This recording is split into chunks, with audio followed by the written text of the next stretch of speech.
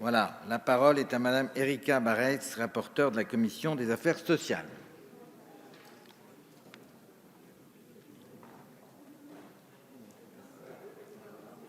Donc, Heureusement que vous êtes là, je peux boire de l'eau à chaque fois. Nous vous écoutons, Madame Barretz. Merci, Monsieur le Président.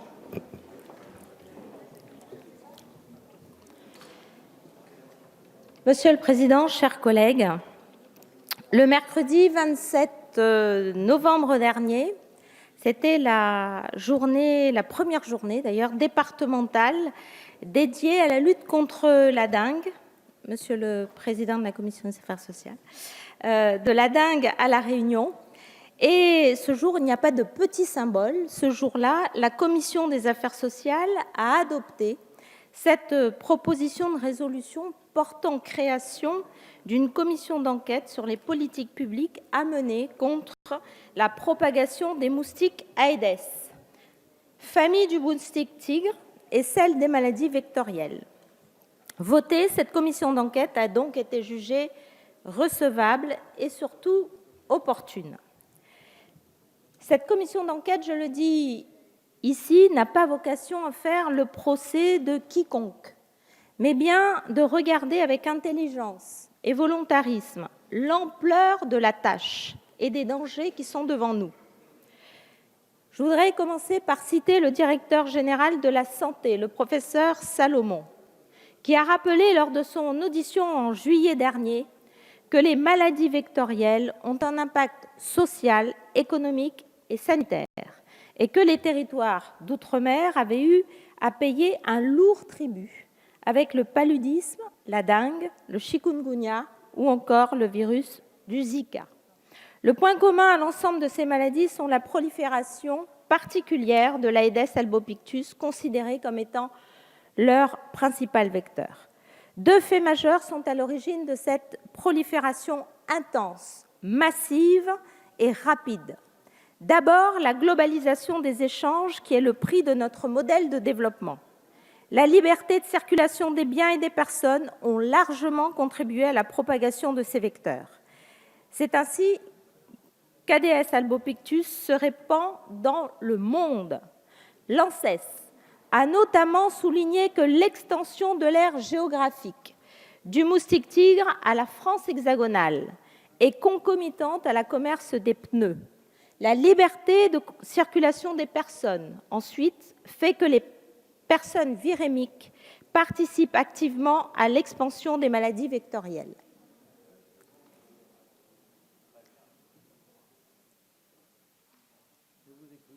Oui, j'attendais un peu de silence. Cette globalisation des échanges est, chacun le comprendra, une difficulté singulière car elle pose la question de la surveillance sanitaire aux frontières, ports, aéroports, mais reste complexe par le caractère asymptomatique de ces maladies.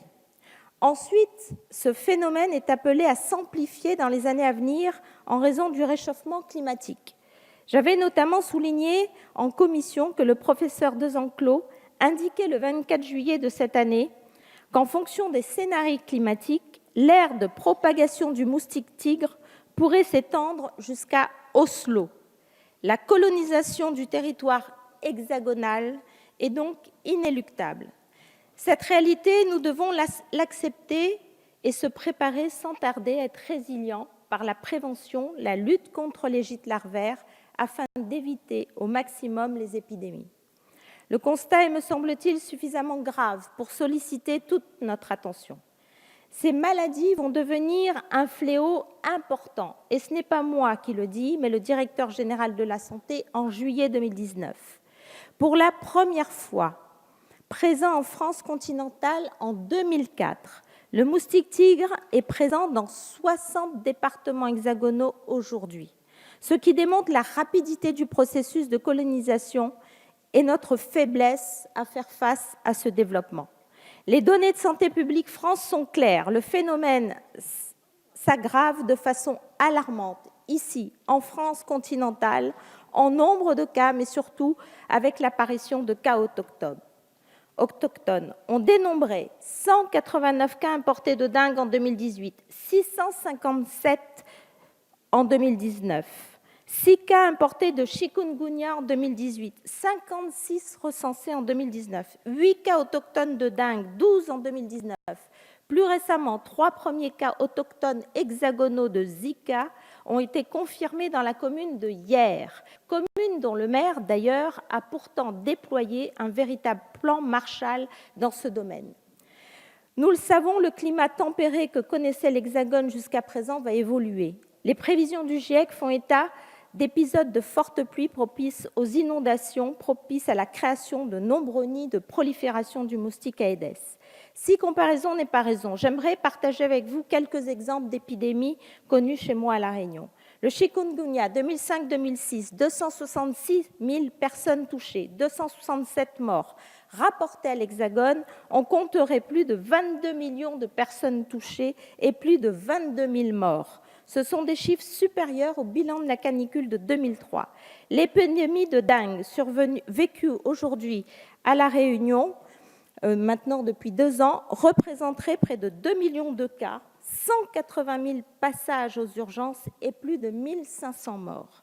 L'ensemble de ces éléments conduit à s'interroger sur la capacité de notre État à affronter cette réalité complexe, instable, nouvelle pour nos concitoyens de l'Hexagone et à mettre en place des dispositions destinées à lutter, réduire ou annihiler les cas de maladies vectorielles autochtones. Tel est l'objet de la proposition de résolution portant création d'une commission d'enquête.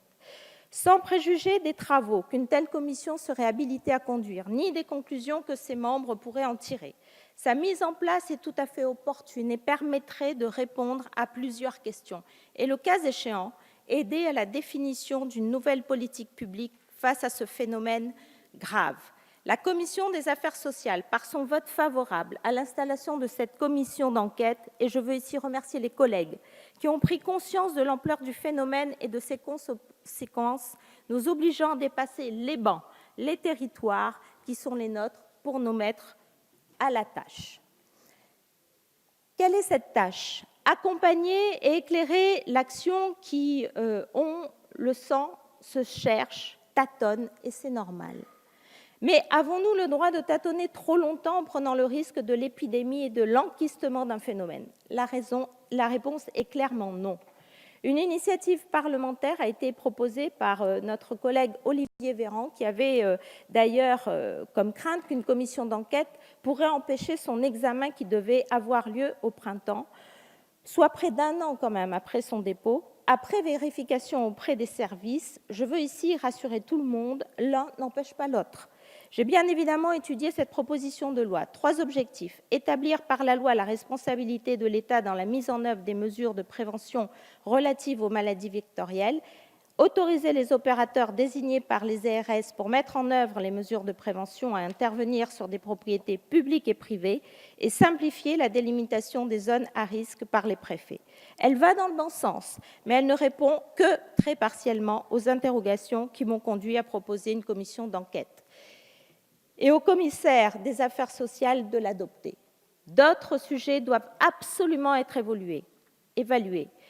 Premièrement, le retour d'expériences français et étrangers de bonnes pratiques populationnelles de prévention. Deuxièmement, les mécanismes de transmission. Je pense au cas confirmé en Espagne de la dengue transmise par voie sexuelle. Troisièmement, la recherche, vaccins ou médicaments spécifiques à ces maladies. Quatrièmement, les effets des traitements sur l'environnement. Je pense notamment à l'utilisation des biocides. Enfin et surtout, je le redis, rien n'interdit la possibilité de mener de front 2 exercices, même si en opportunité, on peut se demander s'il y a lieu d'adopter un texte alors que l'Assemblée accomplit sa mission de contrôle. Rien n'interdit d'articuler intelligemment les 2 exercices pour que les parlementaires soient suffisamment outillés pour examiner un texte législatif à la hauteur des enjeux qui nous attendent. Comme dit le professeur Salomon, l'approche doit être complètement globale. Il ne faut surtout pas avoir une approche spécifique ou ponctuelle. Par cette commission, nous adhérons à la décision. Nous aurons les moyens d'investigation qu'exige ce sujet vital pour l'humain et la biodiversité. Aucun élément aujourd'hui ne pourrait venir contredire le vote de la commission sociale. Les populations ne le comprendraient pas. Et les spécialistes que nous avons rencontrés non plus. Pour l'avoir vécu, seule la mobilisation de notre énergie, de notre intelligence collective, au-delà de toute considération, pourrait aider à protéger nos concitoyens et leur environnement. Je vous demande donc, chers collègues, de confirmer le vote de la Commission des affaires sociales. Je vous remercie. Merci, ma chère collègue.